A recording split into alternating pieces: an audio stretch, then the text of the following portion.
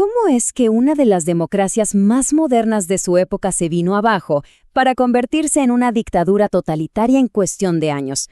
Para entender el ascenso del Tercer Reich, tenemos que mirar una combinación explosiva, una crisis económica terrible, promesas políticas muy atractivas y una estrategia calculada al milímetro para demoler la democracia desde sus cimientos. Vamos a desarmar esta historia juntos. A ver, imaginen la escena. Estamos en 1932, en medio de una crisis económica que lo ha devastado todo. Y en ese mar de desesperación, el partido nazi no sale con un plan súper complicado. No, para nada. Su mensaje era un grito de guerra. Adolf Hitler haría algo. Para millones de personas que no tenían ni trabajo ni futuro, la simple idea de que alguien, quien fuera, por fin iba a tomar el control, era un mensaje increíblemente poderoso. Ahora, la pregunta del millón es, ¿qué había detrás de esa promesa tan simple y tan potente? ¿Qué es lo que de verdad planeaban hacer, más allá de la propaganda que le mostraban a todo el mundo? Miren, para entender por qué triunfó el nazismo, primero tenemos que ver el terreno en el que creció. Y ese terreno era la República de Weimar. Esta democracia alemana, que nació de las cenizas de la Primera Guerra Mundial, fue frágil y estuvo en crisis desde el día 1. Es que la República estaba en medio de una tormenta perfecta. Por un lado, hundida por las deudas de la guerra. Por otro, la atacaban por todos lados. Desde la izquierda, los comunistas querían hacer una revolución. Y desde la derecha, los nacionalistas la acusaban de traidora. Y para colmo, el Tratado de Versalles era como una herida abierta, una humillación que hizo que muchísimos alemanes simplemente dejaran de creer en la democracia. Y cuando parecía que nada podía ir peor, llegó el golpe de gracia.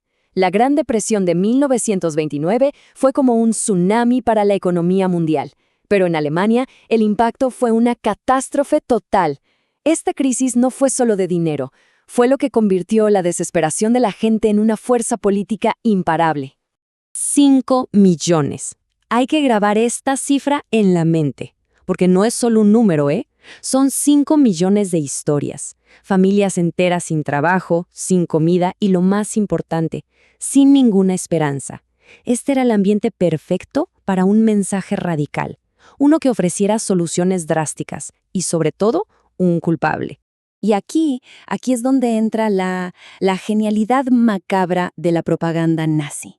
Ellos no solo entendieron el dolor de la gente, sino que crearon un mensaje perfecto para aprovecharse de esa desesperación, todo mientras escondían sus verdaderas intenciones. Fíjense en este doble discurso, porque es clave. Hacia afuera, para el público, el mensaje era pan y trabajo. Pero en privado, gente como Joseph Goebbels era brutalmente honesta.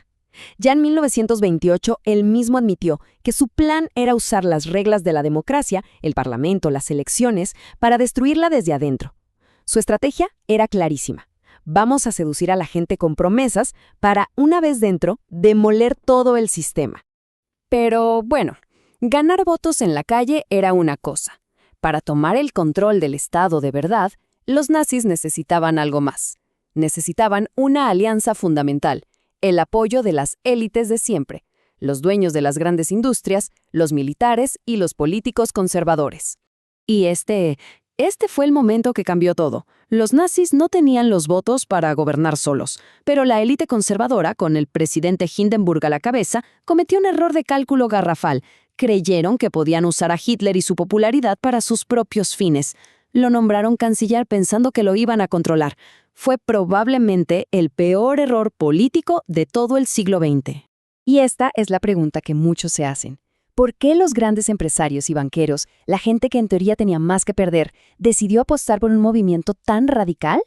Pues la respuesta es una mezcla de dos cosas: miedo y una enorme ambición. Como lo confesó el banquero Kurt von Schröder, todo se resumía en 3 puntos.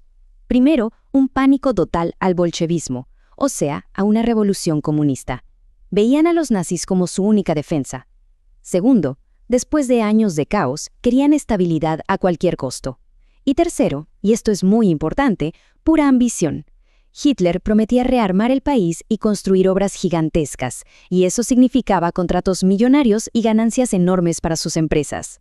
Una vez que tuvieron el poder absoluto en sus manos, el régimen empezó a mostrar su verdadera cara. Su ideología se sostenía sobre 2 pilares venenosos: la idea de expandir su territorio, y un racismo disfrazado de ciencia. La primera pieza del rompecabezas ideológico era el Lebensraum, o espacio vital. La idea era simple y brutal. Hitler decía que Alemania tenía el derecho de conquistar por la fuerza nuevos territorios en el este de Europa para poder expandirse. En la práctica, esto no era más que una justificación para la guerra, la conquista y la limpieza étnica. Y claro, esta idea de conquistar territorio estaba directamente conectada a su otra obsesión, la raza. Como dijo el ministro Hans Frank, para ellos la fuerza de Alemania dependía de la pureza de la sangre de su pueblo. Con esta lógica retorcida, cualquier mezcla con los pueblos que ellos consideraban inferiores era una amenaza mortal para la nación. Y ojo, que esta teoría no se quedó en discursos, se convirtió en ley muy rápido. El ejemplo más terrible son las leyes de Nuremberg de 1935. Su objetivo era clarísimo y sistemático: separar, aislar y quitarle a la población judía su ciudadanía y todos sus derechos. El racismo oficialmente se había convertido en la ley del país. Y así, pieza por pieza, y en un tiempo que da miedo de lo corto que fue, una república se transformó en una dictadura. Vamos a repasar la secuencia de hechos que hizo posible este desastre. Entonces, la secuencia es la clave de todo. La crisis económica abre la puerta. La propaganda se aprovecha de la crisis para ganar muchísimos votos. Un error político terrible le entrega el poder a Hitler. Y una vez en el poder, la ideología se hace ley, y se dedican a destruir sistemáticamente la libertad y los derechos de las personas. La caída de la República de Weimar nos deja una lección importantísima. La democracia no se muere de un día para otro. Se la va desmantelando paso a paso, pieza por pieza. Y esto nos deja con una pregunta que sigue siendo muy relevante hoy. ¿Qué tan frágiles son nuestras propias democracias cuando enfrentan crisis económicas y polarización? Y sobre todo, ¿qué podemos hacer para defenderlas?